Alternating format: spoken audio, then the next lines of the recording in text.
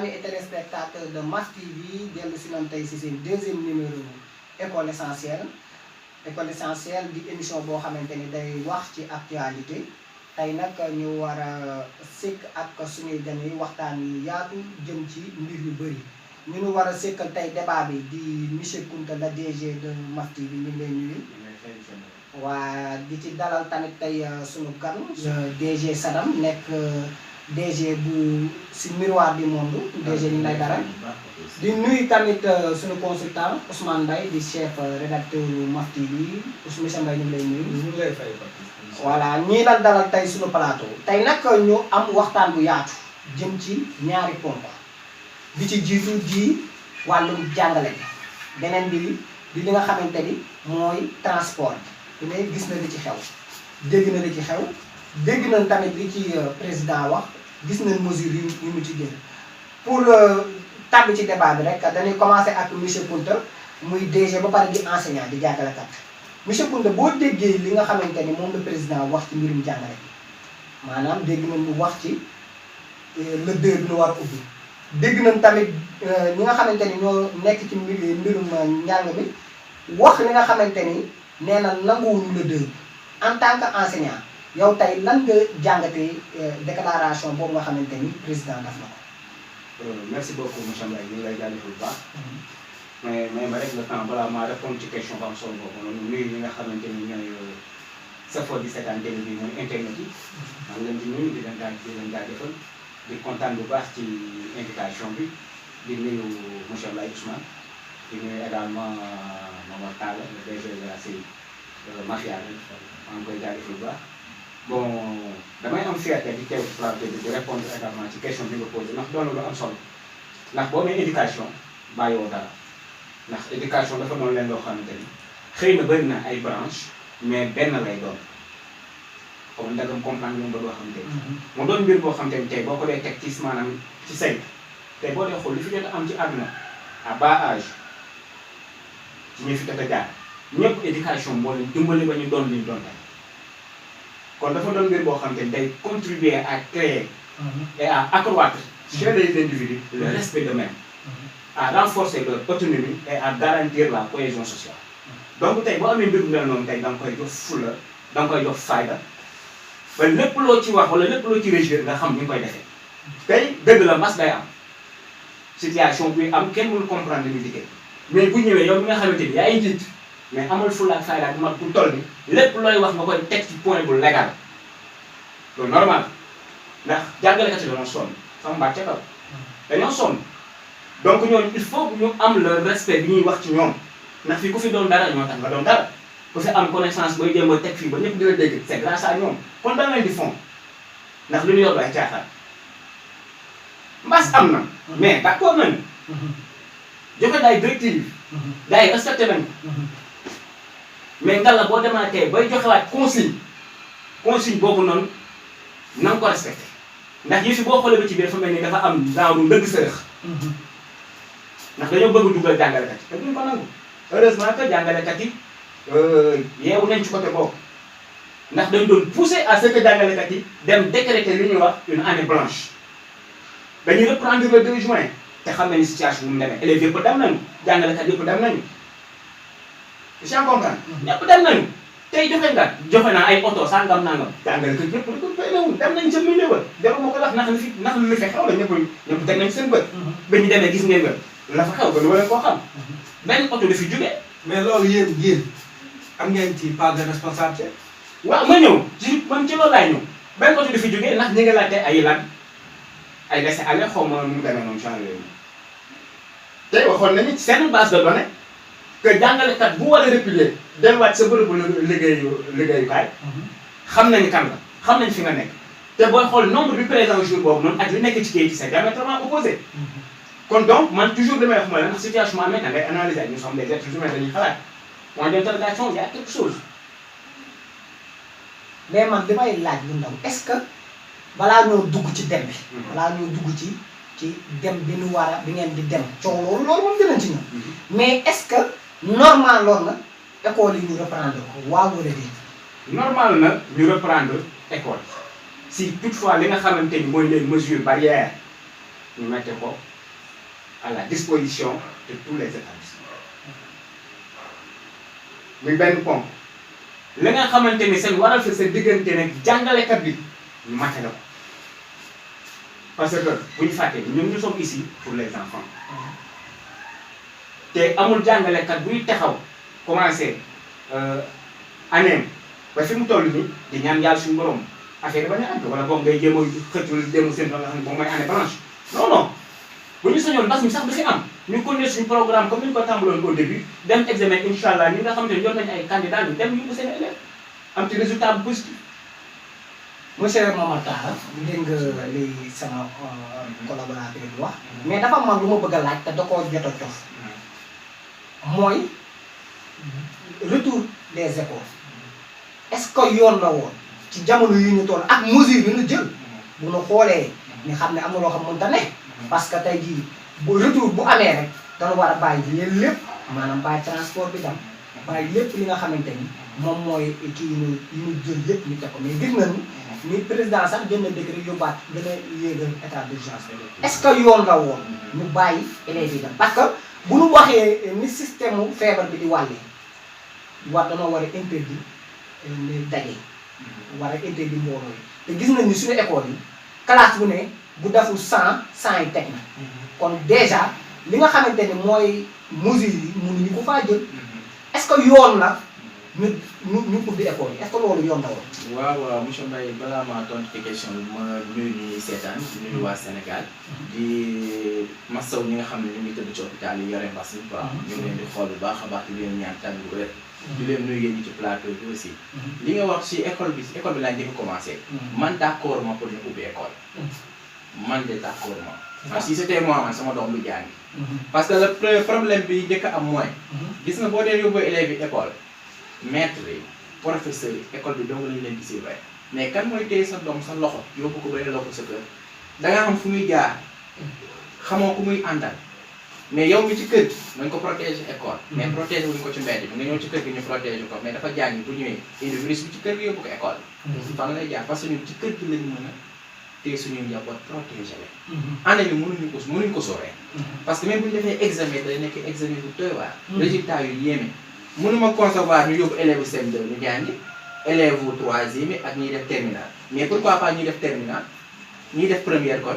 ñuy def première mais ñooñu c'est la ñoo yor base bi ñooñu suñu jàngul ñu am examen déwén da ngay di yóbbu ban composition lañ def dañoo jàng noonu nan ngay mën a seggaatee ñu war a defi waat terminal déwén année bi mënuñu ko woon sauver dañ ko waroon bàyyi ñëpp toog def ko année blanche gaa baaxul ci société benn société buggul benn réew buggul sa dëkk am année blanche mais fi mu toll la fi réew mi toll la waaw Ousmane consultant yow noo jàngate wax ci ak question bi nga xamante ni teg nañ ko si table bi waaw maa ngi ziar bu baax di ziar ñu ma fekk ci plateau bi di nuyu les téléspectateurs de Maf TV yi safoo suñu télé boo mën a yëkkati sa baat tuuti waaw xam nga li ci ne mooy position bi may taxawee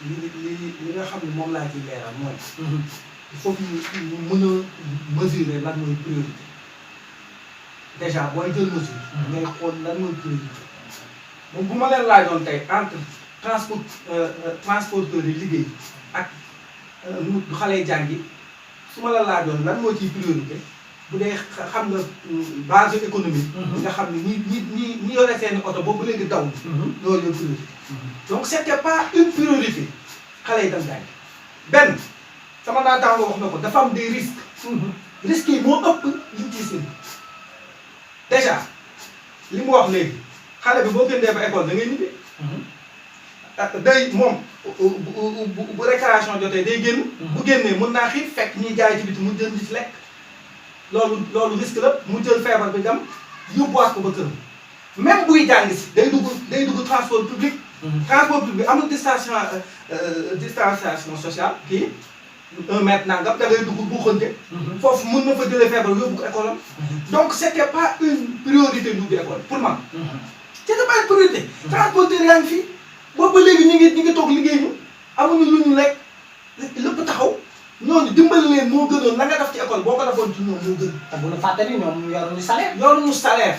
donc li ma la wax ni te kat je te dis ça dans les villes sax a tane. mais imaginer nga dem Fongolimbi nga nekk ci seng buy def 45 degré takk masque tàngoor boobu nan la ko enseignant mun a boolee ak di jàngal élève ñoom ñëpp ñu takk masque xanaa ñoom dañuy étouffé ñoom les dirigeants yi nga xam ne ñoo wax école seen doom jàngewuñ fi il faut que ñu xam ni nit ñu damuñu ak égalité des chances seen doom jàngewuñ fi donc tàngoor boobu imagine xale bu takk masque professeur bu takk masque ñu nekk ci seng di jàng mais dafa li ci ne dafa bari jaru woon ubbi école yi nan ko bàyyi mu tëdd xam nga ñu bàyyi ñu dem dimbale yeneen secteur stratégique yi daal di développer suñu économie. beneen point bi fi laay jeexale du ñoom rek léegi ñuy def yeneen classe yi ban avenir la ñu am est-ce que dégg nga ñu wax ci ñoom dara ah léegi ñii def examen ñoom rek a war a def examen léegi ñeneen nekk yeneen classe yi xam naa c'est juste pour ñu ne. ba daa bañ a ñëpp élève lañu def examen mooy li ma la wax léegi kii def examen bu ëllëgee kii deful da koy def. donc kooku bu dee dafa am benn rupture ci njàngam day yóbbaale rakk boobu ci classe d'examen donc bëri na daal lu ci ne loo xam ni ils l'ont pris activement ci lu gaaw. pour régler des problèmes ñoo ko xam mais jaru ko. waaw parlement dugg ci ponk transport bi nga wax noonu. man balaa ñëw ma transport carrément critique lu ma leen. mais bu ma sañoon. dañ leen di dimbali ci beneen année. transporteur yëpp chauffeur yi. mais bàyyi leen ñu daw. man d'accord ma ci loolu parce que dafa am risque bu garaaw bu ci nekk. parce que il suffit exemple ñu ne Thiès dafa am coronavirus. am na ñoo xam ne ay porteurs la ñu ubbi yoon bi ñu ne déjà kooku war na mën dem ba Kaffrine wala mën na dem ba Tamba mais dëkkul Tamba mais dëkk ci village environ Tamba ñooñu amul hôpital duñ jël benn mesure mais yow nga jugee fii Dakar wala nga jugee ko Thiès passe oto dem ba Tamba dem ci village bu fekkee yow yaa ngi ko yor mais soo demee da ngeen koy jox village bi yëpp mais ñooñu amuñ ay moyens yu ñu mën a lijjantee benn malade bay infecté loo village lu man côté boobu moo tax ma ne d'accord ma ñu ubbi yoon yi. mënul nekk pour l'instant parce que au début ay 5 cas lañ doon am 6 7 mais léegi buñ bàyyee affaire yi tuuti ni muy dem ñaati cas ngay am par jour da ngay am ay 72 ay 60 par jour ci cas communautaire rek ngay dégg. ci cas communautaire mais léegi nag suñu amee cas communautaire ci réew mi ñu ubbi yoon yi cas importé yi ñaata la ñuy doon. ñaata la ñuy doon. bu boobaa te réew mi attanu ko. man défendre ma kenn. mais damay wax li société bi di demee. exemple ku fi sa kër amoon ku am kaar. kër googu yëpp dañ koy quarantaine. mais koñ ba yëpp ku si yàgg si foog sax da nga naan est-ce que yoruma ko. mais kon yoon bu ñu ko ubbee loolu moom je suis pas d'accord. na ma chauffeur yëpp baal na. mais nañ xool côté boobu. buñ xool am bi ak mën-mën bi ak lekk bi ndax actuellement Sénégal dañu wax naan dañoo xiif mais bu ñu nee. ñu ngi sant yàlla bu baax. sonn ñu it ñu ngi sant yàlla ndax ba ngay déggee ba léegi dañoo tëj yoon yi déggoo ko taxaw ci mbedd bi yalwaan. yàlla ñu suturaal ñëpp. yàlla ñu suturaal ñëpp. Ousmane bu fekkee dafa am question booy balancer balaa maa ngi rappelé benn kii pour ñu ñuy suivre. bañ a mun a topp jaxaar. li muy wax c'est très intéressant. mais dama bëggoon ñu def ko par étape. par étape c'est-à-dire ñu attaqué école bi. waaw après ñu dem ci ci waaw loolu benn rappel la. mais moom li muy wax c'est très intéressant. c'est vrai moo dañ ci ñëw. transport bi dinañ ci ñëw. monsieur Kounta dégg nga li Momar Talla wax. dégg nga tamit Ousmane wax yéen jàngalekat yi est-ce que yéen a waroon njëkk a taxaw bañ retour bi. waaw ba tey parce que dañoo xam nga dañoo nekk ci société boo xam ne kenn ku ci ne ak manière bi ngay gisee kenn ku ci ne ak ñu ngay jugé te je pense que fii situation bi toll nii nous sommes tous assez éveillés kenn ku ci ne xam nga mooy li ma def léegi ci njëriñ jàngale dafa doon mbir moo xamante ni. dafa essentiel ci la nga xamante ni moom mooy succès de chacun des 17 objectifs de développement durable. éducation daf ci bokk. kon tey loolu tey boo ko yoree sa biir réew. il faut nga koy ñàkk c'est très important peu importe situation bu daanu sa kaw.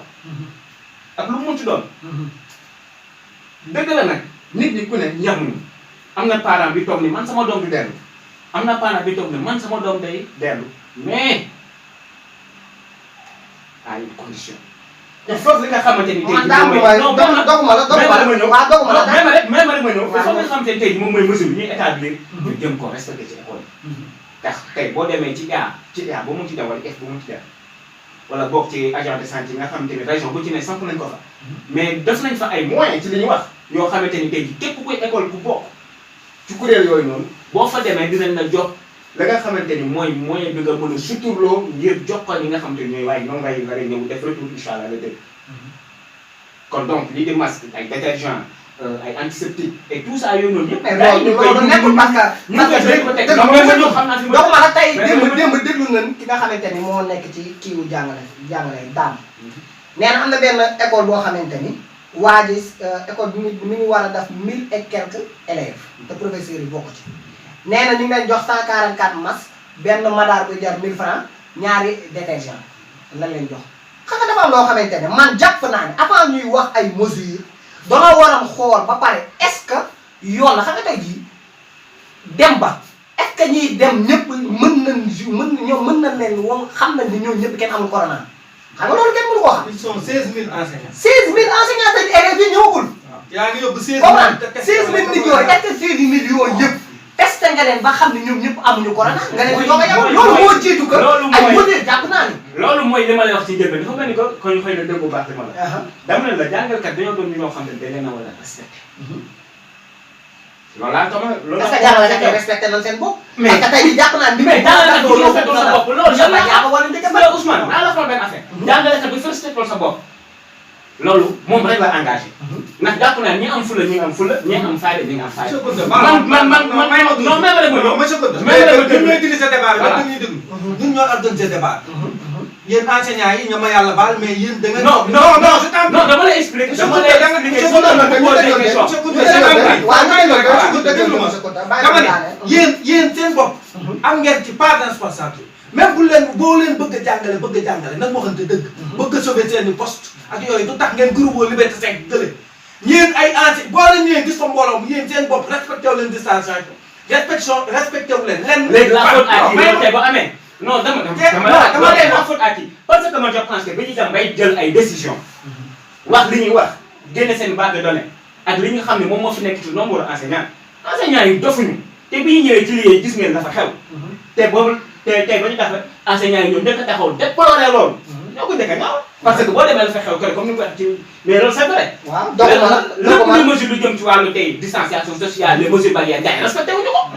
kon donc foofu laay wax ni ko. jàngalekat bu joxul sa bopp fula ak fayda loolu yow la engagé. donc ñu am fula ñu am fula. doguma la monsieur léegi nag pour sauver année bi comme fi ma tolloon sànq. monsieur doguma la nga may ma tuuti parce que bu ñu fàtte ne émission bi daa am ñu ko àndal dañuy dem léegi publicité daal di ñëwaat continuer débat bi.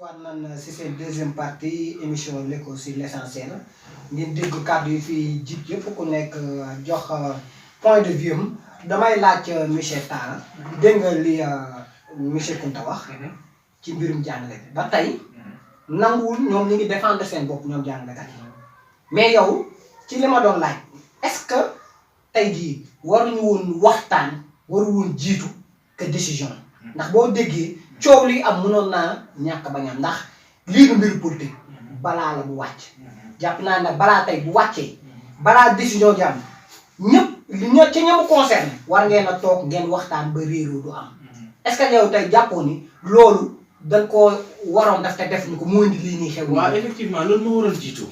waxtaan moo waroon jiitu. mais man boo duggee ci site internet yi nga xool ñii ñu naan sax ñoom bañ doon calculer enseignants yi dañoo juum sax ci effectif bi. li ñu waxe ak li ñu wax ak li am du benn. mais dañoo toll moment boo xam ne mbas moo wàcc. képp war na mën a comprendre que lii moo am. mais man fépp fu may waxee rek man waxuma ci côté état waxuma ci côté enseignant man samay idée man dama ne école warul doon ubbi enseignant yi warul woon déplacé wu. parce que dañ ne ku nekk resté chez vous enseignant nga jëlee ko Kaffrine yóbbu ko ba Tamba mais kër ga muy dal école bi muy jàng ji lan lay lekk lan lay naan moyens ñoo des ñu Sénégal attanuñu loolu li Europe mën États-Unis mën ko ñun mënuñu ko. waaw day mel ni fi ni nga déggee ni ma waxee day mel ni danoo topp tubaab yi te bokk ñoom dund. non effectivement léegi nag waxuma la carrément kay dañoo topp. mais loolu lay dama la koy wax ne la état yi yemuñu. daa mel da ngay raay wax ji. non raay ma wax ji ndax li may wax. monsieur raay ma koy wax. am na koy wax mais yemuñu yamuñu. man at lu may gis ñi may tout le temps li may wax damay wax man ci sama société. ñun ci lu ñu nekk. Sénégal ku génn di xool da nga gis parce que ñëpp Sénégal lañu dëkk xam nañ luñ attan ak luñ attanul. Sénégal attanul sax lii nii muy def nii pour enseignants yi déplacé wu mooy yooyu sax nekku fii. léegi nga baal ma mais dogguma sax mais mu baal ma rek ma am loolu la ma tax gis nga bu ñu jaxase yëfi tuuti.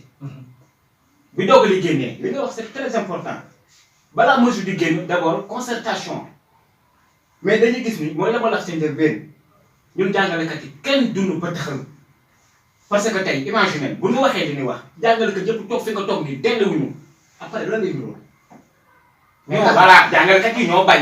non non non xam nga tey monsieur Kounta jàngalekat yi nag li leen wax def nañu ko mooy jàng nañu ca bële ba. mais léegi nag mooy ma dégg ma ngeen may ma monsieur Kounta waaw da ngay déglu da ngay déglu léegi ma monsieur Kounta waaw dégg ma li may waaw da ngay may ba ma daane ñi nga xamante ñoo jël seen i décision. monsieur Kounta monsieur Kounta décision yi ñu ko jëlee moo baaxul. monsieur Kounta nekkoo classe fii débat la dañ koy ku ne daan taa bu wax faaw nga xam nga tey jii daam loo xamante ni dañ ko war a wax mu leer tey jii première fois xam nga c'est pas la première fois président ne le deux la ñu bi bu njëkk na am nga kaat tey jii ba mu waxee la kaat ngeen waroon leeral wax ji mais da ngeen ne tekk ba dara damu lu dul dem ngeen bëgg a indi problème mais xanaa dégg li ma la wax foofu jàngalekat mënul wax. lu tax mooy jàngalekat yi dofuñu encore une fois. xam nga tey di dëgg ma tey wax nañu monsieur Baye. même rek ma non non taxaw posé ma la question may ko mu daane après nga ñëw may ko mu daane nga ñëw monsieur waaw moom fi moo ko bëgg a fekk si tuuti ci li mu wax mais man dama leen bëggoon leen laaj ñoom ndax yéen amu leen ay njiit parce que lu ngeen wax nii directement lépp ci kaw nga ko bëgg a yëpp lu ngeen wax yéen enseignants yi nag lu ñu wax Macky Sall la ñu wax. mais dafa bëri politique. enseignants yi dafa dem ba Macky Sall dafa dem ba weesu na mbas léegi politique la. parce que dama leen déggee am na ku ma dégg barki dee muy wax tere naan dañoo indi ba fii nanga mag naa mais balaa nga déplacé wu nga ne enseignant nga di jàngale balaa ngaa dem di génn sama kër fi may jaar ndax may leer surtout jàngalekat. nga xam ne daa war a fi ma jàngale mooy li ma leen di wax boobu ba léegi ma da ngeen mën da ngeen a bàyyiwul ma wax da ngeen a bàyyi ma non da nga xam ko tey moom mooy nga xam ko tey moom mooy lan dama ne la jàngalekat bu fi toog riposte ñu am ful la dëkkal moo tax ba dem jotee ñëpp dem nañu ci lieu yi mais dafa xew ko peut-être xam ngeen lu mu doon du question da ngay wax ngir wax diw wala wax le président wala sangam naan am na ci la loo xam ne bu taxawee c'est pour tout le monde te ñun bu ñuy wax dañuy wax pour intérêt tout le monde du pour jàngalekat yi dong mais jàngalekat bu fi toogoon riposte ñu ni jàngalekat yi ñoo décrété année blanche moo tax dem nañu te ba ñu demee la fa xew xam nañ du faute jàngalekat yi la faute à qui ñoom man waxuma ngir défendre qui que ce soit wala ngir sànni xeer kii. ah yéen daal da ngeen doon bañ mais duñu manière générale boo xam da ngeen doon bañ daal yéen a kii année blanche. noonu la demee. monsieur Mbaye loolu loo ci xalaat monsieur Mbaye. xam nga damaa bëgg Papis. nga jàngalekat boo ko invité ci plateau. da nga koy yemale tuuti. muy kàddoom parce que ñoom noonu lañ mel de nature. c'est-à-dire ñoom suñu dégloo. je suis désolé de le dire monsieur Kounta. il faut ngay may nit ñi aussi seen temps de parole. munoo jël sa temps de parole jël temps de parole nit ñi. parce que nit ñi dañu am seen idée. li ñuy wax du question ni dañ koo xalaat. benn point laa lay wax am na lu ñu tuddee le protocole sanitaire mooy li jëm ci gel yi masque yi. yow fi nga toog est-ce que mun nga assurer ni am na munoo ko assurer même bu ñu nee la ñëw jàngale loo bëgg a jàngale loo bëgg a bañ ñu wax la dara yéen a fi dàq grève. grève ngeen dëkk suba ngoon kon kenn ba ni ngeen mën a grève doo leen xool li ngeen di def est-ce que amul risque yi muy jur mënul gën a garaaw ba ni ngeen ci bañ yéen nañ bañ ku leen xas waaw boo leen demee dem jàngal ni ay nit dee ci lan moo ci gën a noonu. doguma la bu mbas mi amul woon ak ñoom danoo li ñu décrété woon année blanche la wax man ni la xoolal ma ko seen droit ngeen bëgg koo kaas ba nekkee dam année blanche mbas mi ñoom ngeen may ma foofu xam nga lu tax seen poste la ñu di tënti nan waxante li fi ne seen poste yi la ñuy bañ a perte du question de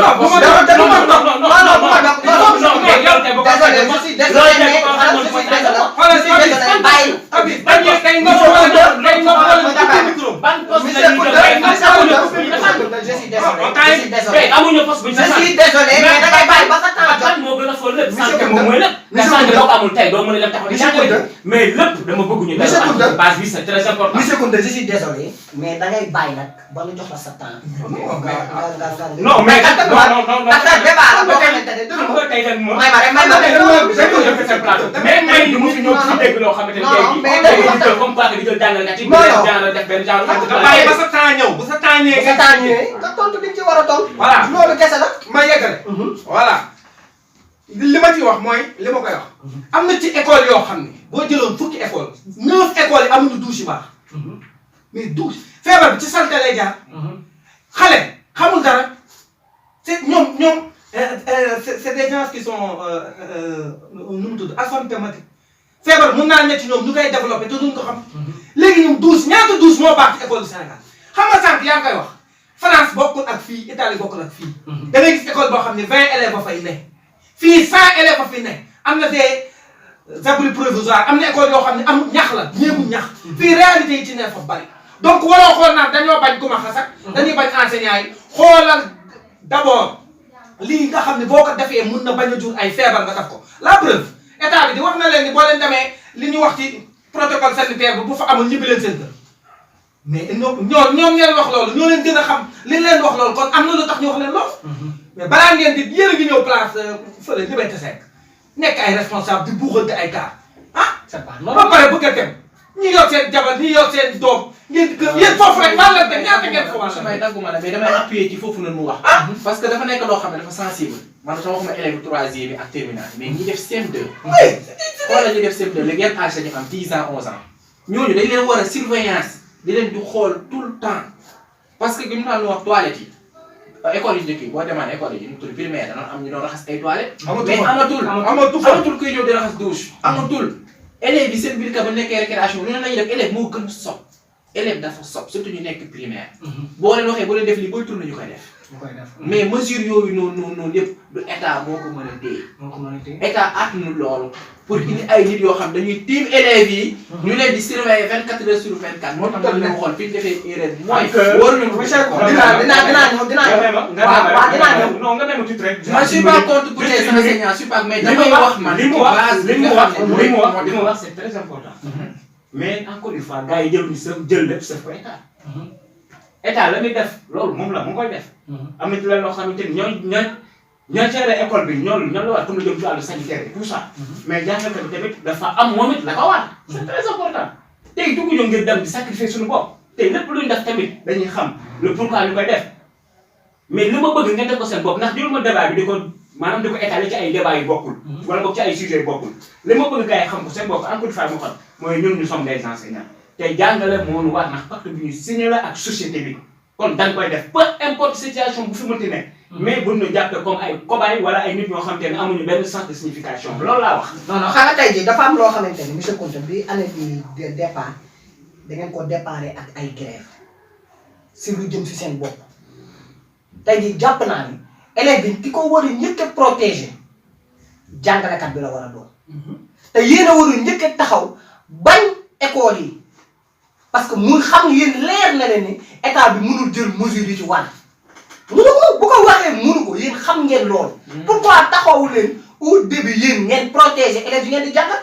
maanaam dem bii moo dul woon yoon avant dem bi am na lu ko jiitu woon. parce que ba njëkkee jàpp waroon ngeen a toog xool ni feebar bii ni muy wàllee ak ñoom ni ko décrire ba nga xamante ne tey jii nit ki sax wóolutul nekk ak jabaram tey jii kooku bu feebar bu demee noonu jàpp naa ni yéen da ngeen a war a njëkk a taxaw ne état balaa ngaa waxi jàngale jublul feebar bii ni mu fi jógee ba pare.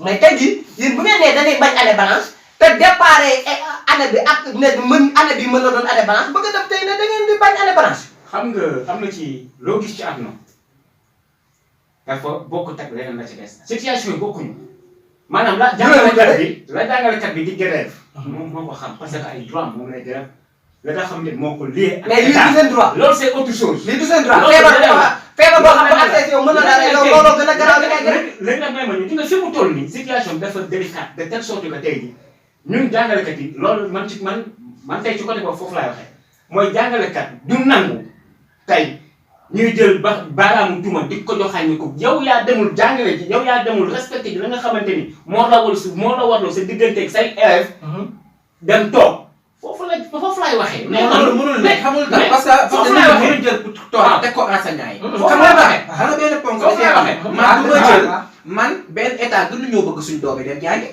ñun bu ñu sañoon chaque jour suñ doom yaa ngi dem jàngi. ci ay conditions yu leer nañ mais ñun suñ biir kër yi sa conditions yi réunirul.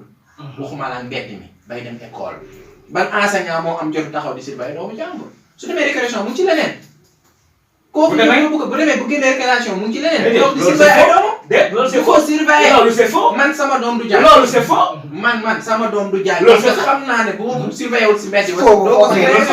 mais parce que amuñu jot bi. loolu c'est faux. amuñu jàngalekat boo gis mu jug di dem taxaw ci biir classe am ni muy jàppee boppam noonu lay jàppee ay élèves am ni muy jàppee ay doomam noonu lay jàppee ay doomam. monsieur Kounta arrête yéen daal leen daal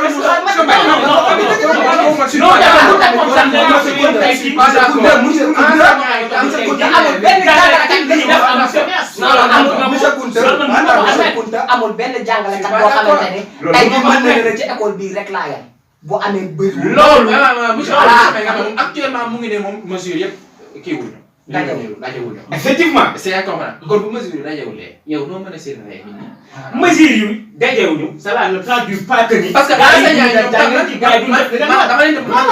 benn affaire yéen man comme enseignant yi s'il s'agit que seen bopp bu s'agit que seen bopp dañ koy gérer yaa ngi ko enseignant bu gréewul xaalis enseignant bu gréewul ay man xaw ma seen bagage yooyu sax bëgg a tudd mais enseignant moo bëgg affaire de détail dañoo bëgg détail contre ma enseignant yi nag man sama yoon nekku si man moom enseignant sama doom jàngi mu ñàkk ba ne jàngi ci mbas mi dama koy téye bu ñëpp doon jàngi ma mbas mi ba mu wóor ma dama jeexul di jàngi c'est parce que moom am naa ci droit mais li ma bëgg xamal ko mooy nee na mesure revenir ñoom seen lépp lu ñu leen war a jox joxuñu leen ko mais amuñu temps di surveiller élèves yi si biir école bi loolu ba mu ko dindi loolu moo nekk même bi amee sax même bu loolu amee mbas mi amul sax enseignants yi taluñu élèves yi ci biir école yi même bu loolu mbas mi sax monsieur Mbaye loo ci xam nga le débat est passionnant. il faut qu'on l'organise. noonu organiser débat bi parce que ñu ngi seetaan ñu ñoo topp. parce que bu ñu toppee suñu effort yi. ñoom duñ mën a suivre débat bi. te li ñu wax dafa am solo. foofu laay tuddoo ko parce que li mu wax moom. ni doomam du jàngi xam nga déjà c'est une question y aura des parents d'élèves yoo xam. bëri na du ñu bàyyi seen doom mu jàngi. loolu man laa bëggoon ñu laaj ko invité yi ñoom lan la ko gisee. monsieur Kounta dégg waaw posé na question bu am solo. ndax kenn ku ci ne boo sañoon sa doom boo ko yoree day nekk ci keppaar bu organisé wu. keppaar su ma nee keppaar bàyyiwuma kër bàyyiwuma mbedd mi bàyyiwuma l'école ba. te ku am sa doom boo sañoon di nga nekk di nga teg sa doom ci condition normale. léegi nag ñoom wax nañ li ñuy wax dinañu joxe temps école bu ci ne dañ nga def lii ak léegi loolu ñoom la. def nañu xayrun defuñu xayrun mais ku ci bàyyi sa doom it yow la engagé ku ci bàyyi yow la engagé ndax dana leen ni am na jàngalekat yu toog ñoom it ne duñ dem jàngale ji du xale yi rek du élève rek man daal li ma ciy sànni daal ci lu gàtt mooy. nañu jéemaat xool nu ñuy defaraatee yëf yi. ndax Sénégal bu doxee. doxalul la président. doxalul la jàngalekat bi. doxalul la sax ka nga xamante ni mooy sénégalais lambda bu toog au fin fond. du pays bu doxee ñëpp la doxal. bu suuxee ñëpp la suuxal. li fi am solo daal mooy ñu joxantuwaat loxo yi jëm a tappe xol toujours di xool la nga xamante ni mooy intérêt collectif li doxal réew mi li jëmale réew mi kanam kenn ku ci ne lu sa cër ak li la warloo ñu def ko jël mesure yi nga xamante ni moom la ñu war a jël jàmm nañu ndey suñu borom defal ñu jàmm. man daal laa parce que foofu. dafa am benn point bu ñu omettre. man ko doon dund sànq. je pense qu'on avait largement le temps. côté état bi enseignants yi 16000 la. ñu jël 14 jours yoo xam ne ñoom ñëpp dañ leen di quarantaine xool leen ndax am nañu feebar mais doo jékki-jékki jël nombre nit ñu mel noonu ak seen i njaboot dugal leen naat ci biir mais enseignants yi foofu la ñuy def donc yaa ngi jëlaat virus bi di ko transporter foofu mais risque boobu rek est-ce que ñoom mesuré nañu ko. bu doon enseignants yi sax mu tànn. ah ndax élèves yi en même temps dañu leen envoyé ay bus seen dëkk yi. non ñu jëlee leen fa non di leen mais déglu la ma mooy li ma lay wax c'est-à-dire que risque bi la ngay gagné la nga jàpp ni di nga ko gagné mën naa indi catastrophe ba mu indi moom wala indi bu ëpp. c'est-à-dire cette mesure bi xaw ma nu mu ko jëlee ak lan lañ ci bugg a teg mais jaw ko. jaw ko parce que yow li ngay lijjanti bu doon da nga matale sa lépp mais matale wuñ seen lépp 16000 personnes waxuma sax élèves yi. mais enseignants rek ñu bëgg leen yóbbuwaat ci biir mais bu ñu nekkee ay porteurs positifs na ñu wàll nañ nekk la mais muy encore beneen li nga liggéey nekk à zéro. du kenn xam. donc beneen point bi ma bëgg ñu demaat ci tamit ci kaaw ak école bi la. ma la koy laaj mooy le cas des écoles privées. xam nga tamit les écoles privées ci lañ bokk. te ñoom ñoom ñooy fay seen i enseignants seen bopp donc ak cas bi ni mu demee est-ce que jàpp nga ni waroon na leen mun a jàppale ci force Covid bi parce que tamit c'est xaw na dur parce que fi mu ne nii il paraît que y a des parents xam bi ñu ñëwee dañ leen da ngeen di fay mensualité nangam parce que am ñu fay suñu kii ma laaj la ci loolu. waaw effectivement loolu li nga wax noonu lu am solo la mais école privée yi en même temps état daf leen war a gëstu. parce que boo xoolee ñu ne école yi def examen kese ñooy jàngi. école yi def examen yi kese boo ko xoolee ci école privée yi fayuñu professeurs yi. foog élèves yëpp jànguñu yaa ngi ko xanaa ñoom ci la ñuy jël su fay professeurs yi. te élèves yi fu mu toll actuellement classe yi ñuy def nii normalement bu dee 3 classes ñoo war a def examen dañ koy départager. 3 professeurs yooyu mënuñu surveiller école yi. kon il faut ñu indi yeneen professeurs pour mën a étaler affaire yi kon donc ñooñu nan lañ def ba fay leen. élèves yi def examen kese mënuñu fay professeurs yi. il faut que état yi ëlbatiku xoolaat leen jàppale leen ci quoi jàppale leen côté boobu noonu tamit. waaw foofu moom je suis parfaitement d'accord. monsieur Konta looy tontu waaw laaj na lu am solo laaj na lu am solo. si une minute rek. ndax day mel ne ñu ngi waaj a dugg suñu 3e partie. laaj na lu am solo. mais daal comme ni mu ko waxee rek ni mu ko daanale état moo war a gëstuwaat li nga xam ne secteur privé bi. parce que mënuma concevoir tey jii nga jël benn doomu aadama am benn kuréel boo ko dekk muy saytu wàllu njàng mi ak njàngale mi. te lépp lu muy def comme boo ko xoolee ci mbas mi ndax dégg naa genre information bu ngeen gis naa ko l'autre jour. mu ni la nga xamante ni ñooy élèves publics rek ñoom ñoo concerné wu te privé bi mi ngi fii. te am na élève privé bu nekk classe d'examen am na élève public bu nekk classe d'examen li may daal woote waat foofu daal mooy ne leen geesuwaat c'est que ñu gën a amaat dëgër laay ndax situation bi métti na te laal na ñëpp te ci yow mi yor privé yor say employé état fekk solo si yaay jël say moyen bopp di leen fay kon donc bu leen nag geesuwaatoon tuuti rek incha allah gëm naa ne waaw kon dañuy gëm publicité rek daal di ñëwaat suñu 3e partie.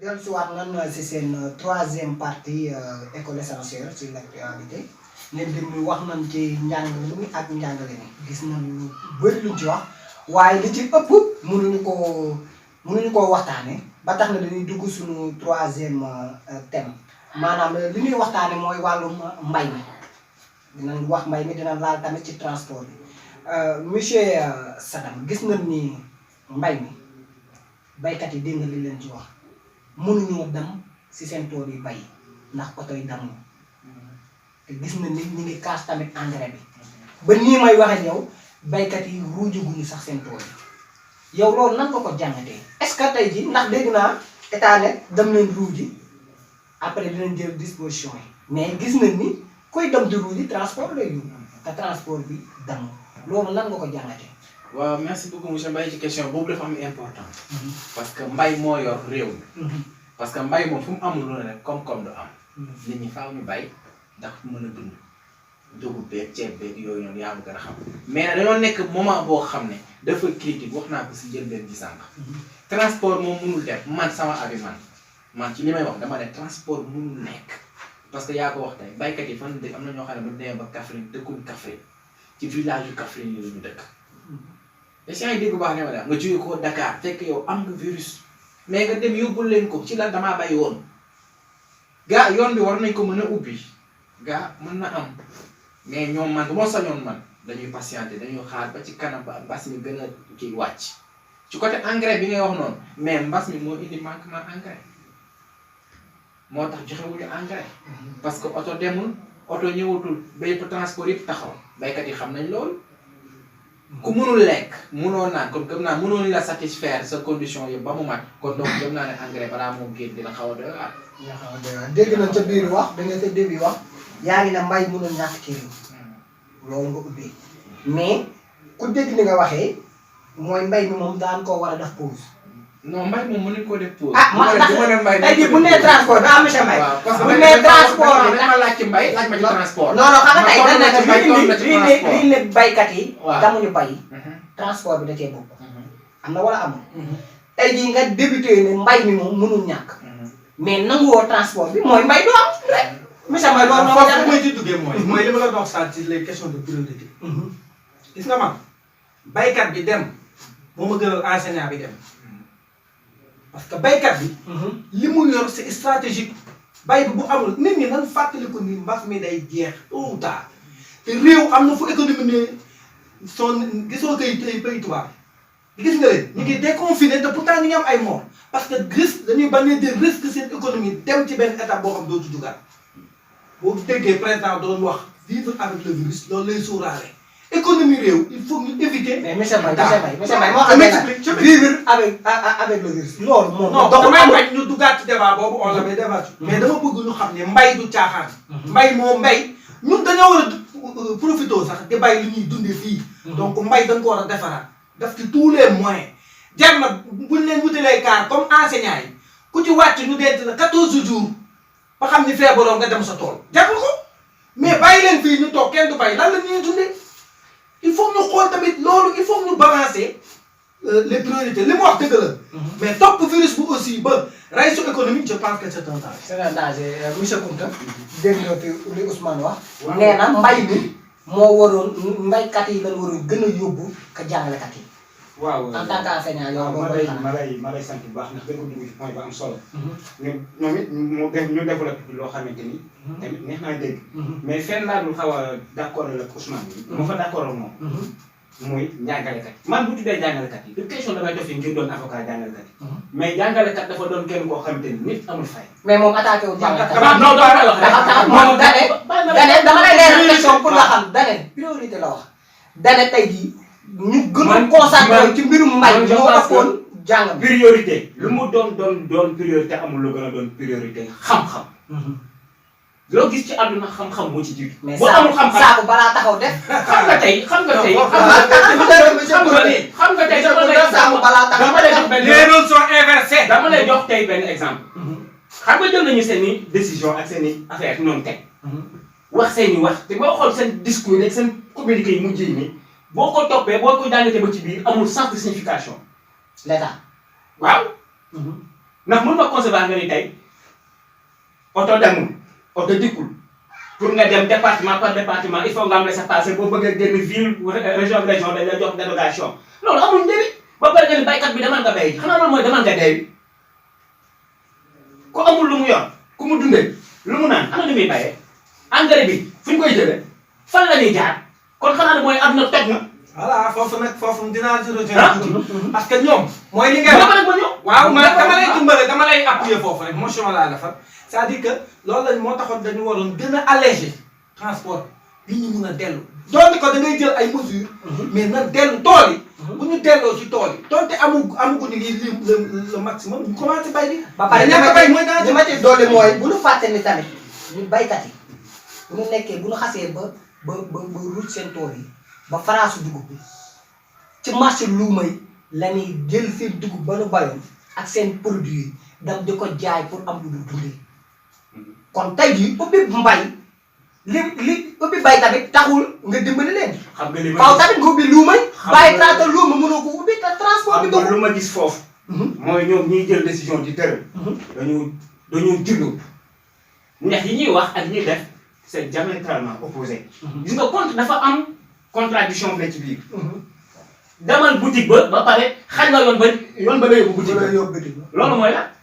mais damay wax man ci côté luuma yooyu noonu laa bëgg a def benn waaw parce que nañu xam ni adduna wala boog surtout réew dafa am lu koy doxal. te économie réew mbay mi def ci joué lu am solo. kon tey ñooñu war nañoo am beneen taxaw war nañoo mën a am tey jii beneen yoon boo xamante ni dañ leen koy ibbi. à ce que la nga xamante ni ñun ëllëg moo ñu war a mën a may une autosuffisance alimentaire ñoom ñu taxaw ci. kon lu ñu war a njëkk a def xam nga mooy lan jéem a xool comme ne ko consultant Ousmane waxee léegi. alléger situation bi de telle sorte que nit ñi dinañu mën a dem mais ñu jël ay mesures. yu leer nañu. beneen bi ci des mooy demal nga ruuj demal nga def demal nga sàng bàyyi boo ruujee pare ñag ba pare def la nga war a wax yëpp comme ni ko waxee léegi ci seen biir kàddu yoroo engrais boo fa def ana looy bayee lu nit ñi di dundee. kon nañuy xoolaat li ñuy wax ak li ñuy def. nan xoolaat li nga wax dégg nga wax ju am solo bu Ousmane wax. ma dégg nga wax ci affaire ruuj. moom li jàpp naa ne ma am balaa maa daane xam nga tey jii président nee na mën nañ dund ak virus bi. fu mu mënee dundee virus bi mais nañ tëj ci yoon yi bàyyi ñun ñu liggéey te dund ak virus bi mais nit ki mën nañ dund ak virus bi ba pare di gën a tëj. virus moom déjà ñu ngi dund ak moom. waaw mais tamit A ou par B ñu ngi dund ak moom. waaw parce que boo xoolee entreprise yi nga xam ne ñoo nekk ci biir région yi ñu ngi liggéey. banque yaa ngi liggéey. hôtel yi am na ñuy liggéey. pourquoi transport bi ñu ne du dem. mais loolu laa bëgg a xam. mais loolu laa bëgg parce que tey jii boo xoolee. xam nga taw loolu moom question boobu foog naa répondre ko si bu tax du dem. mais région infectée bu pare xam dafa am ay cas ba pare mais mënuñ ko ubbi ba pare ne ko demal Mbour nga xam ne moom laalu nga xool région yi doxu. mais xamuñu ne amuñu moom tamit la état amuñu moyen attanuñu taxaw di xool cette place yi ba mu fees ndax amuñu virus pour mën a dem amuñu loolu noonu lii rek lañ mën a def pour tëj yoon man fi ma doon bëgg a wax. mooy tey jii wuy ma tey jii li nga wax nii si côté dañuy dellusiwaat tuuti côté jàngalekat yi est-ce que jàngalekat yi bi ñuy dem di dugg ci bus yi di dem. testé na leen. loolu laa doon wax waxtaan wax xam nga loolu xam nga mooy li may tamit côté boobu dañ ciy ànd ak monsieur Koungheul. loolu lañ la wax état moom dafa def lu ko neex. merci beaucoup lu waxee parce que munoo bàyyi fii dem fee nga du dem bu la fii arrangé nga oyofal bu la fii arrangé wul nga dëgëral. merci beaucoup fi mu ne nii munu Sénégal pour lépp mën a dox faaw ñu ubbi transport. loolu moom nit faaw ñëpp Sénégal ñaar ñi ñoo ko téye transport ak mbay. voilà gis nga mbay bi comme loo xam ne dafa la koy apporter seen am na ñoo xam ne dañ bàyyoon daaw. moom la ñuy dundee ba doon si yàlla tey.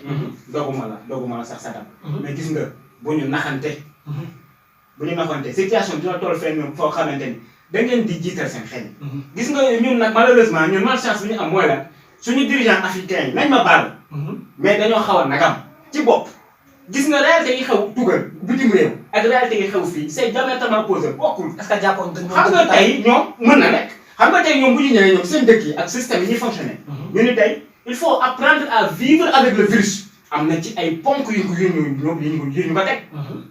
est-ce que comprendre ba pare comme ni ko soxla waxee léegi commencé déconfiner ndànk par ndànk.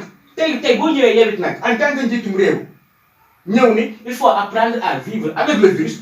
loolu lu muy tekki foofu mooy la ibil parax ndol yi nit ñi jaar ci dem gérer seen i mbir mais toujours na ni respecté ponk yi. loolu laay wax. si toutefois tey nit ñi conscient. respecté la nga xamante ne mooy ponk yi fi nekk. mën naa ne apprendre à vivre avec le virus dina mën a nekk. mais apprendre à vivre avec le virus mënul nekk tant que ñu ngi tëj fépp. parce que boobu ba léegi ñu ngi dund ak moom. ñu ngi dund ak moom. voilà monsieur Mbaye loolu ci. waaw parce que booy seet ñoom il faut nga xool tamit réalité bi. c'est-à-dire que li ma la wax keroog ci suñu débat bi ñu génn. le président de la République c'est une personne humaine. dañ ko jox pouvoir yëpp par le biais de l'Assemblée nationale. est-ce que looloo yóbbu xel ma. non parce que xam nga tax. moom naa ñu ne président pouvoir yi ñu ko jox dafa bëri. mais lan mooy la pouvoir yi tamit lan mooy le rôle des conseils ñu teg ko. non luy rôle conseil ñaata conseil lañ fi wàcc si mu conseil président la ko arrangé. monsieur Mbaye conseil moom dañ koy tudd rek mais amul sens. donc tey bu ci conseil wul président lu ko neex da lay teg. waaw góor rek nga koy dëgg. ah bu ma waxee conseil tamit naa la ko keroog. bu ma nee la conseil waxuma ni ñu Macky Sall jël conseil nit ñi di def émission bi conseil la. ndax ñu ngi déglu li ñuy wax. donc on conseille. nit ki moom moom bu jëlee décision xam nga dañ koy def. tey bu ne woon tëjaat naa le confinement ñëppay dugg seen kër. donc pouvoir am moom solo moom yow nag sa rôle mooy nga wax joxe sa idée moom mu mun ci pour xëy na dégg wala ñu ko wër mais damay wax ni la munoo tamit libérer totalement transport risque la. couvre-feu bii ñu bëri xam ne lu tax ñu téye ko xam nga da ngeen dafa ñàkk fay rek nit ñi nangam mais ñaata horaire mooy jógee Dakar ak ci rajo yi du def nit di dem ñooñu boo leen bàyyi ñu def lan la indi mais il faut qu'on soit tamit raisonnable benn côté il faut nga libérer nit ñi dem mais il faut nga xam mu am benn tamit respect norme tuuti nga koy def ndànk xool noo ko lijjantee mooy li ma la wax on pouvait faire ni ñu def enseignant ñaari l'idée était bonne mais ni ñu ko defee moo baaxul bu ñu ko defoon par secteur donte dañ lay def 80 points dañ yoo xam dañ fay dajee juróomi kaar ñu dem du am buuxante bu ñëwee rang kee nekk fee mais li ñu def erreur bi ñu def c'est parce que dañu bëgg a profité woon affaire bi ah wàññi seen moyen ñoo ñëpp demandoo erreur la mais bu ñu ko defoon ci mbay bi yow nga ñëw Dakar nga ne xool ñëpp dañuy bay nga jël leen ba loo bu ñu demee bu ñu wàccee fa ñuy wàcc bu ñu wàccee nga quarantaine leen 14 jours ah mais boo leen quarantaine 14 jours xam ni kii amul feebar nga ba ko mu dem liggéey mais boo deful loolu boo leen mooy li Sadam doon wax boo leen bàyyi tamit ñu dem mën nañu yóbbu risque bi donc dafa am loo xam il faut nga jël ko mais nag tëj wàññi transport mu mënut a ñàkk ñu tëj ko xaw ma nag ni muy demee xëy na mën nañu ko def progressivement mais il faut ñu tëj ko parce que mënoo ne tamit li mooy li Kounta doon wax sax demal boutique ba pare jaaral ko beneen yoon ni ko demal boutique ba pare ni ko jaaral yoonu marché. donc réalité boobu laa doon wax donc dafa laaj daal ay calcul. dafa laaj ay calcul mooy de monsieur Mbaye daanaka ma am lenn lu ma bëgg a laaj boo xoolee toujours nguur gi lu mu laaj rek gars yi topp ci comme ni ko monsieur Mbaye di waxee chaque jour da koy wax nee na président nit kese la mais président kese bu doon moom kese duñ ko fal. jàpp naa ni président ñi ko wër dafa bëri. tey jii est-ce que fa état daanu doonul woon ca tàmbali ba laataa ay confinement ay couvre-feu lépp di xew bi mbas xam nga mbas daa doon loo xamante ni di tàggoo ci mbiru suñu borom. ban ko déggee ni mi ngi doxu ci dëkk di jëm dëkk est-ce que du woon heure boobu lan waroon jël suñuy matuwaay est-ce que du woon loolu ñàkk a waxtaan ba pare gis nañ ni tamit président waxtaanul ak ñi war a waxtaan ndax mbir mu demee nii jàpp naa ni secteur bu ne ñi ko jiite da ngay na war a woo muy mbay meeg transport beeg lépp loo xam ne jàngalekat yi ñëpp da ngay na war a woo ngeen toog si benn table ngeen waxtaan tënkandoo loo xamante ni président bu ko jëlee di ko doxal dinañ xamante ni lii nii président bi mu koy doxal am na ci ñëpp ndax lii du mbiru politique mais dal na ba jamono ji politique ku nekk mën ci profité ci rek la ay kéem yow loolu nan ngeen ko jàngatee. waaw jërëjëf laaj nga lu am solo. xam nga c'est pas pour rien ñuy wax waxtaan sottante xalaat dafa am solo. dëgg la doomu adama nit a koy fal te mënul doon leneen lu dul doomu adama ndax yàlla moo ñu créé ci benn xeetu imperfection boo xam ne fala bu de faaw ñu def ay yëfi doomu adama du mën a ñàkk la mais bu la yàlla dimbalee comme yenn genre instance yi nit nekk ci c'est pas pour rien ñu soxla ay conseillers. mais malheureusement conseillers yi ngay jël ñoo dul baax ndax la plupart boo dee xool tey président la def la conseil def sa def conseil yaa comprendre tey jii toujours ki ma ciy wax dëgg wala ki ma ciy defal rapport bu normal lu néew la lu tuuti la toujours yaa ngi jëm a xool luy neex kunte toujours yaa ngi jëm a xool lu koy flair toujours yaa ngi jëm a xool loo xam mais loolu doxulum rek da ngay xool fa muy xasee ne nga dul fa baaraam lan loolu laa gëm. même rek balaa ngaa démarrer. beneen bi ci des mooy lan. booy gouverner. jiite ay nit. même sax bu dul gouverner mais dans la vie courante rek nga yor benn kuréel ak lu mu munti doon balaa ngaa def wala balaa ngaa wax quoi que ce soit wool ci kuréel ku ci nekk kenn ku fa nekk ngeen toog ngeen waxtaane ngeen jël ay mesures yoo xamante ni bu génnee kenn ku ci nekk ci mën a gis sa bopp. moo gën kenn kii bu gis comme par exemple man mën naa ñëw ma ni ñoom enseignant dañ leen a far kay toog fi ne enseignant yi faruñu leen kay toog ne baykat dañ koo far kay ne kay nangam parce que gis-gis yi ñoo dul bokk. mais nag bu toog waxtaan amee sottante xalaatam kenn ku si ne jël ci ce qui est essentiel boo ko joxee ni nga ko war a jox après jàmm day am. jàmm day am kon balaa ñoo dem pause pour dem suñu dernière partie Sadam monsieur Talla lan ngay wax ci loolu. waaw man loolu li ma ciy wax mooy xam nga mbir dana toll fenn. day ëpp loxo. mbir day toll fenn day ëpp loxo te lii daa ëpp loxo. lii ba ëpp loxo dafa ëpp non day ëpp loxo boo xoolee nii da nga xam ne lii dafa ëpp loxo nguur gi. parce que tout le temps nga xool mesure yi ñuy jël. buñ jëlee mois bii ne def leen lii mois ba ñu topp dañ naan def. toujours ay contradiction rek loolu la ñuy def mais du ma ne waxtaan nañu peut-être waxtaan nañu mais dañoo waxul ak ñi ñu war a waxtaanee. gis nga mbas bi bu ma waree am dañu ñu waroon njëkk a waxtaan mooy docteur yi. est-ce que waxtaan ak docteur yi ministre de la santé déplacé wu waxtaan ak docteur dugg ci hôpital yi ñu xool nan la ñuy def. waxtaan ak population parce que kenn population bi aussi dañ leen war a wax. parce que tooguñu bañ ne resté chez vous bu njëkk bi tooguñu boo génnee comme ça nga dugg biir Thiès nit ñi dañuy dox nice. seen masque yi dañ koy wàccee. affaire boobu noonu moo tax affaire yi ëpp doxale. man balaa mewuma état mais dama ci balaa mewaale population. dañoo toogul parce que dès le premier mois bu ñu waxee que ni toog leen seen kër yi suñu toogoon lii du ci am. waaw man foofu laa koy daal monsieur Ousmane boo ci mënee sànni tuuti rek ñu mën a dem pause pour mën a dellu suñu dernière partie. waaw xam nga loolu sax booy seet débat woon nañu ko. dana passé. li ñu ciy wax rek mooy comme le coup est déjà parti. jeex na ak le coup est déjà parti. donc fi mu ne nu mu koy waxee wolof an baax xaw ma ndox tuuroo an baax. ñu jéem a xool daal ñu xool lu ñu mën a joyanti. balaa muy gën a grave. est-ce que ragaloon sérieusement populaire dina am. ci lañ jëm nag ndax bu ko nii Sénégalais moom mën nga ko di tënk mi nangu nga koy tënk mi nangu mais nag dina toll fenn foo xam ne comme le góor ga waxoon. ku mbaam lu ma law bay tey boo ma toppee di ma topp may sës nga taxawaay mbaam may sës ba ca biir ba bu yàggee ma génne sama kàttiri. d'accord ma. voilà non dinañ ci jëm. si xam nga bu dee non mais bu naree continuer nii. mais gëm naa ni à 95% ci li ma gëm. dinañ indi émission. mais ku naan la sangul sa taal la bëgg.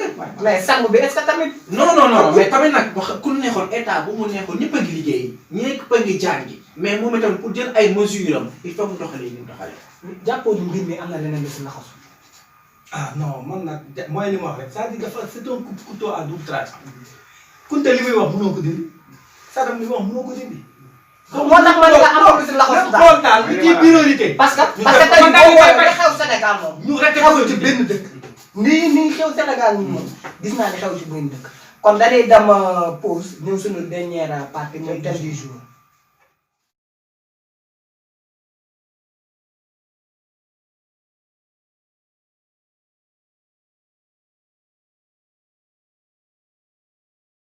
ñu dugg suñu dernière partie monsieur Mbaye tey ñu suñu dernière partie di thème du jour bi ñuy waxtaan tey ci li nga xamante ne mi ngi xew fan yi te buñ ci jógul jàpp naa ni mën na am lu mu jur gis nañ ko bërki Demba Ndiaye si Cap Diamaguène ku décédé te ñu ñu expliqué cas bi bu ñu xoolee ba ci biir est-ce que corona mu ngi ko rek mais population bi danoo bañ ne duñ ko fi suul bu mu indi ay xeex mu xaaj ba toj ci oto sapeur toj ci oto croix rouge mu jur ay mbir yoo xamante ni dem nañ léegi ba population bi seen biir ñu ngi commencé di jaxasoo loolu nan nga ko gisee.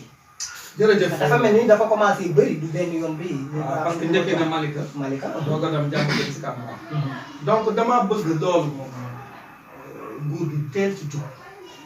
parce que gis nga dafa am loo xam ni problème de communication lañ ko bëgg léegi. parce que boo seetloo bañ nee nañu bu koor yi ñëw état bi daf communication bi bu kenn koor ñëw ñuy discuter ci problème mu nit ku faatu ki mun naa indi feebar bi wàllee comme déet yaa ngi xaw ma yaa ngi fàttali ko jamono. donc nit ñi dinañu moytu di leen tiital.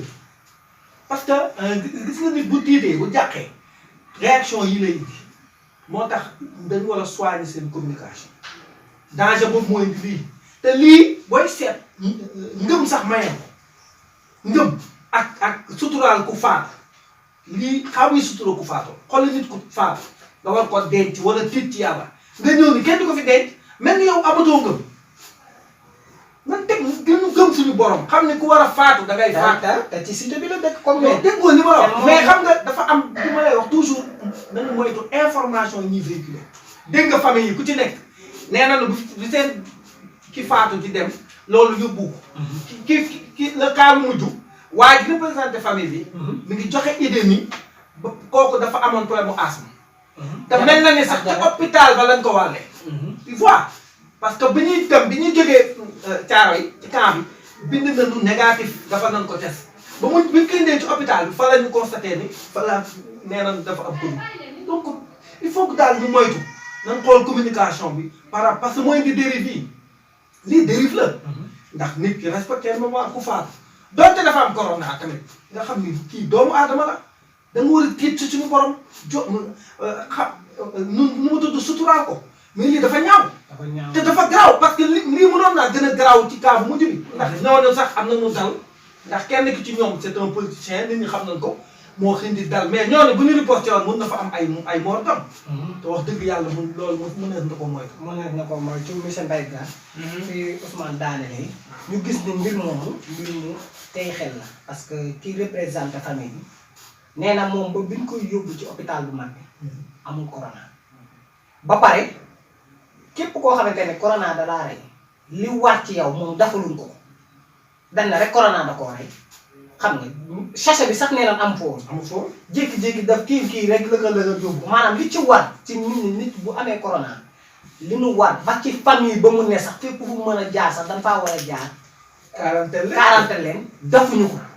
te xamal na am na nee na am na ci ku nekk ci hôpital ku leen xamal ni ki ci hôpital bi la jëlee feebar bi kon xam nga loolu tamit beneen mbir ngi ci boo xamante ni lu nu war a saytu la kon mën nañ jàpp ne hôpital yi li ci war dëgg dafaguñ ko léegi nit ñi tiit na léegi sax si ragal feebar dama hôpital ndax jàpp nañ ko fa dem jëlee fa feebar loolu yow nan nga koy jàngatee.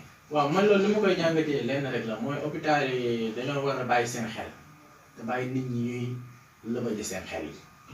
des fois kenn ñëwetul dem hôpital des fois symptômes yi ñuy wax ni dafa nekk da doon nekk ci nit ki te fekk du coronavirus. ah grippe day seen grippe day nekk si yow wet bu métti day nekk si yow biir bu métti ñoom ñu joxe ay symptômes yoo xam que ni lii bu nekkee si yow dangaa am Covid te nit ñi ko doon am di dox ak moom te loolu jotu ko. mais gaa hôpital nag ñoom chaque jour ak lu ñuy génne. mais man point bi moom mën a wax rek mooy ne nit ñi delloo seen xel yi ci yàlla. parce que am na ñoo xam ne corona da ngeen di rey ci àll bi te mënuñoo ñëw. ci seen réew. mais yow nit ki même bu la wóoree que ni lii moo ko rey. néew ko dañ koy ormal. nit ku génn àddina. nit a ngi feebar bu gën a garaaw lii.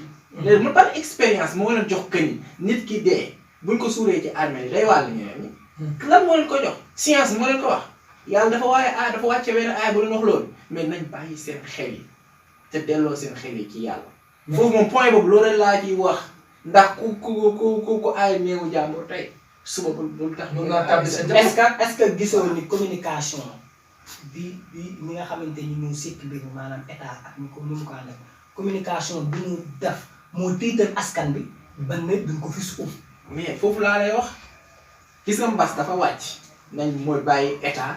ak santé dañ dem ak suñu xel bopp aussi ñu ne ay nit lañu dañoo war di xalaat tamit man fi may waxee mooy dëkkandoor benn àq la ñaar mu deele ñett nga war ko taxaw war ko jàppale mu jenc ko même bu la wóoree na le virus bee ko rey booy jee ci tànkees nga ko war a jàppale ñu jenc ko mais lan la ñuy dawante suñu biir aussi bay aaye néew buñ ko suuf ci affaire loolu dafa doy wax lan la lay dawante est-ce que yow gisoo ni communication bi état teg moo tax parce que tey jii bu ñu waxante ay nit a ngi dëkk sax ñemente ñu nuyoo ragal lan est-ce que du communication bi indi loolu.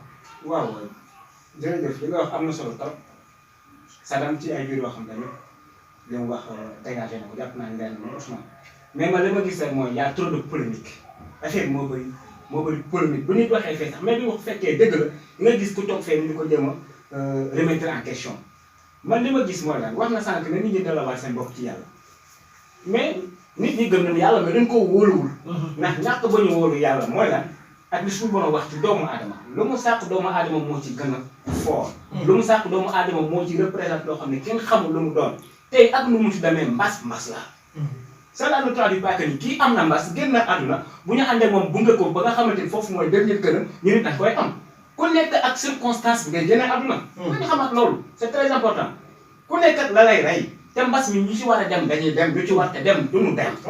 li am solo ba am solo mooy la mu nekk communication wax mu nekk xomadam nañu delluwaat seen xel ci situation bi mu demee. nit da ngay toog benn moment nga def introspection def bilan sa bopp waxtaan xool li yell ak li yellu mais am na ci yéen yoo xam te dafa ñaaw ndax loo bëggul ñu def la ko wala def ko benn membre sa famille non bu ko def keneen wala boo koy def keneen ndax nit moom bu xasee ba génn àdduna kéemaan la ñun ñëpp jot nañu dund yooyu.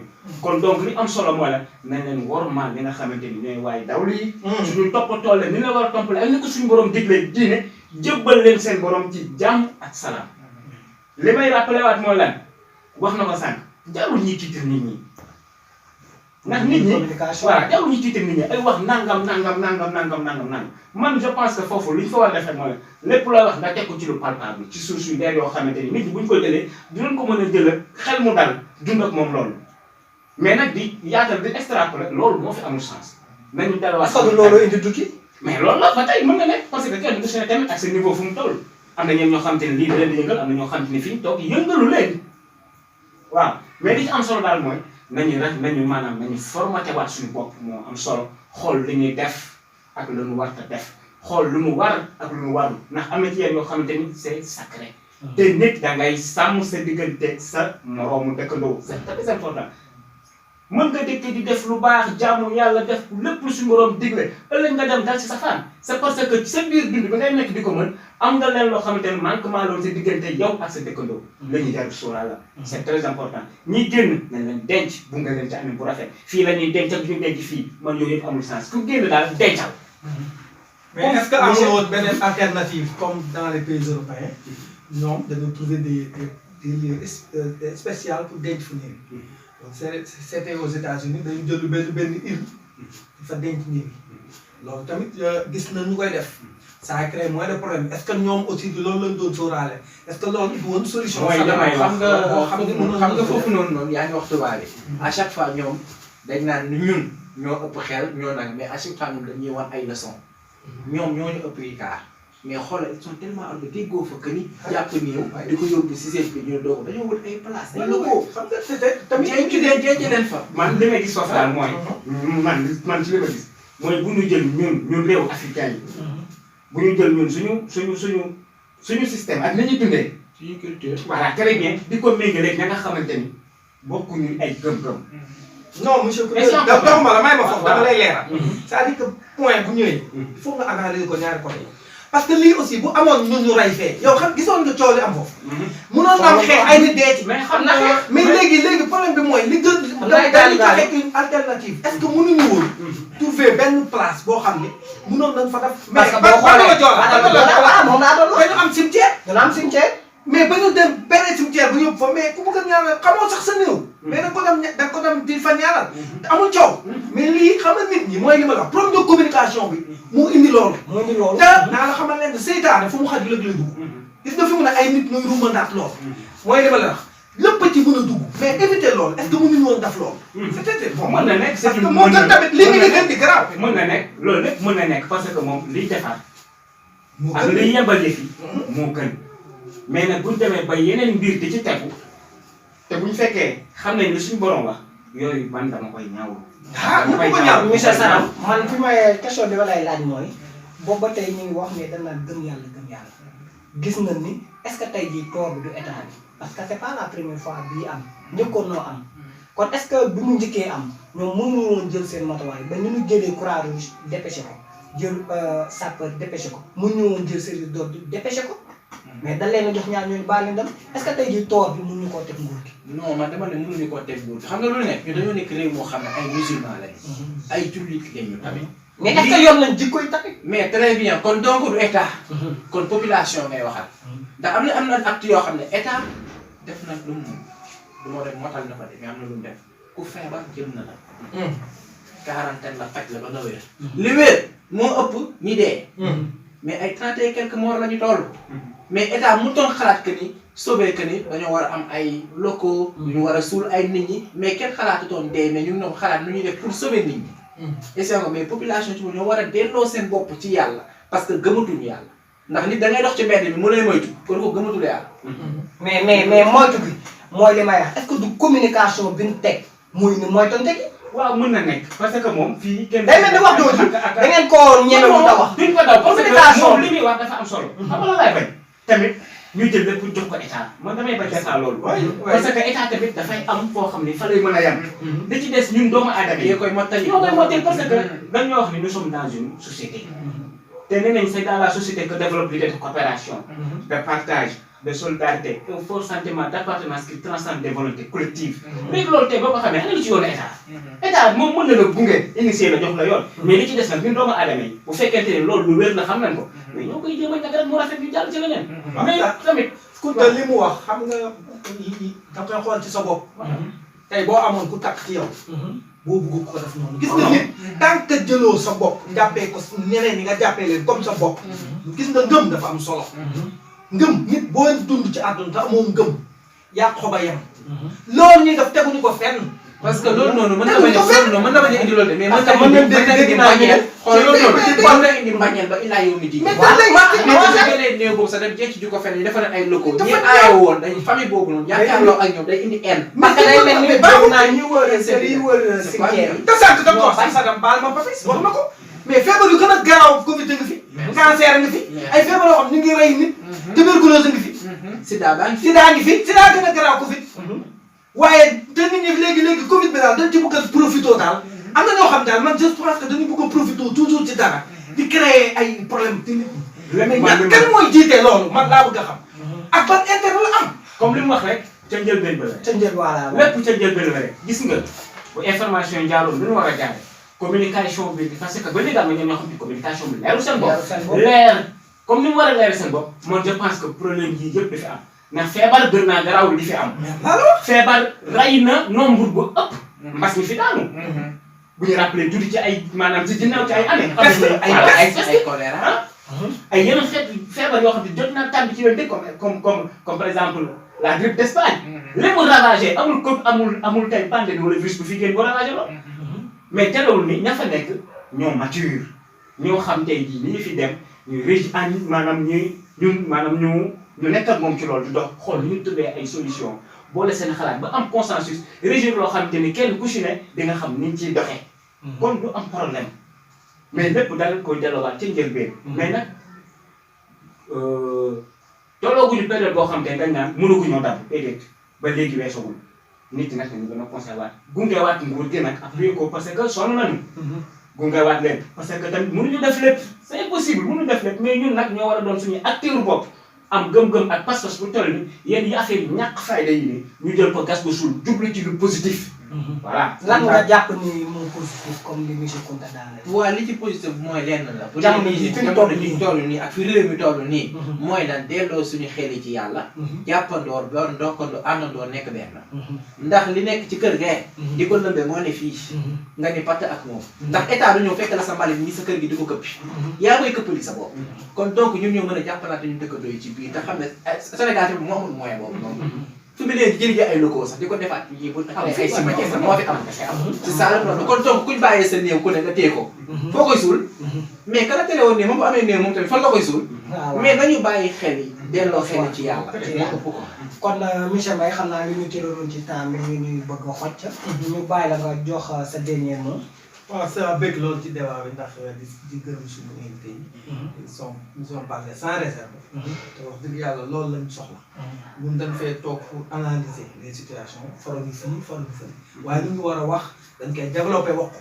parce que ñii seetaan safoo ni moo tax ñuy taxaw ñuy wax. donc waxewoon ni suñu bakkan dañuy teg dara wax ci parce que ku nekk ni ko xalaat mais li may gën a déplorer mooy li mu wax foofu laa jeexale nit ñi nañu xalaat ni ëllëg dañuy fekk suñu borom.